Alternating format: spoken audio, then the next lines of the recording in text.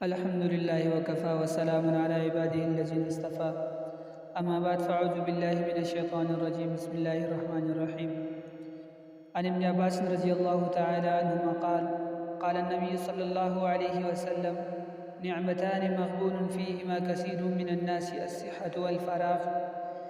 یہ حضور اقدس صلی اللہ علیہ وسلم کے بیان کردہ عجیب کلمات ہیں جو لوح دل پر نقش کرنے کے قابل ہیں۔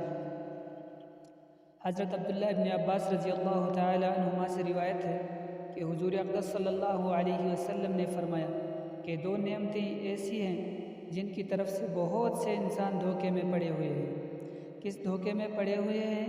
اس دھوکے میں پڑے ہوئے ہیں کہ یہ دو نعمتیں جو ہمیں ملی ہیں یہ نعمتیں ہمیشہ ہمیں میسر رہیں گی اور کبھی ان نعمتوں کے چھن جانے کا خیال ہی نہیں ہوتا۔ اس کی وجہ سے ان نعمتوں کی ناقدری کرتے ہیں اور ان کا صحیح استعمال نہیں کرتے۔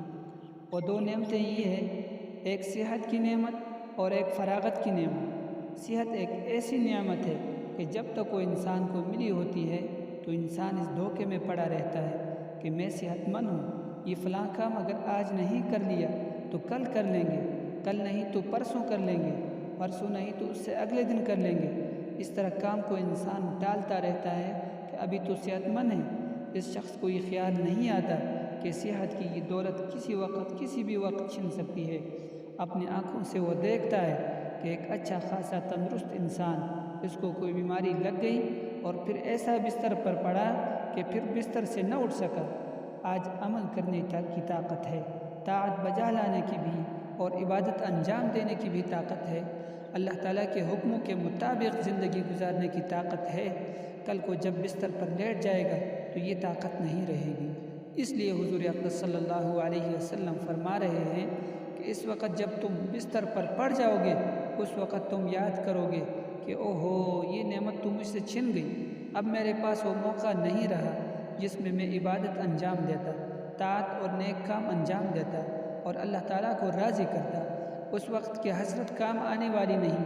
اس لیے فرمایا کہ انسان اس نعمت کی طرف سے دھوکے میں پڑا ہوا ہے کہ یہ نعمت ہمیشہ رہے گی، اور اس لیے نعمت کو صحیح مصرف میں استعمال نہیں کر رہا تو بجائے اس کے اس وقت حسرت کرو آج تم اس صحت کی قدر پہچان لو اور یہ سوچو کہ پتہ نہیں کبھی یہ نعمت مجھ سے چھن جائے، لہٰذا میں یہ کام کر گزروں۔ دوسری نعمت جس سے انسان دھوکے میں پڑا ہوا ہے وہ یہ ہے فراغت کی نعمت۔ اس وقت فرصت ہے، وقت ہے، اگرچہ وہ 5 منٹ کی فرصت ہے۔ آپ نے سوچا کہ یہ 5 منٹ کی فرصت تو ناکافی ہے، جب زیادہ لمبی فرصت ملے گی تب یہ کام کریں گے۔ اس کے بارے میں فرمایا کہ یہ شیطان کا دھوکہ ہے۔ ارے آج تو تمہیں یہ فرصت ملی ہوئی ہے، خدا جانے کل کو یہ فرصت حاصل ہو یا نہ ہو، کوئی مسئلہ کھڑا نہ ہو جائے، کل کو کوئی اور مشکل پیش نہ آ جائے جس کی وجہ سے کل کو یہ فراغت میسر نہ رہے۔ اس لیے اس وقت جتنے فراغت میسر ہے اس کو کسی نہ کسی کام میں لگا دو اور اس فراغت کو اللہ تعالیٰ کے راستے پر چلنے میں صرف کر دو۔ اگر ہم صحت، فراغت اور وقت کی قدر پہچان لیں اور ان کو صحیح استعمال کر لیں پھر دیکھو کیا سے کیا انقلاب آ جائے گا۔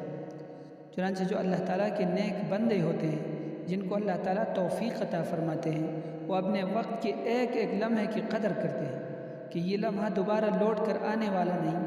آج تمہاری نظر میں ان لمحات کی کوئی قدر نہیں، اس لیے بیٹھ کر گپ شپ کرنے میں کئی گھنٹے گزار دیتے ہیں، لیکن ایک وقت آنے والا ہے جب ان کی قدر معلوم ہوگی۔ اس کی مثال یوں سمجھیے جیسے کہ آپ کا کوئی عزیز جہاز یا ریل سے آ رہا ہو اور آپ اس کو لینے کے لیے ایئرپورٹ پہنچ گئے اور وہاں کھڑے ہو کر اس آنے والے مہمان کا انتظار کرنے لگے۔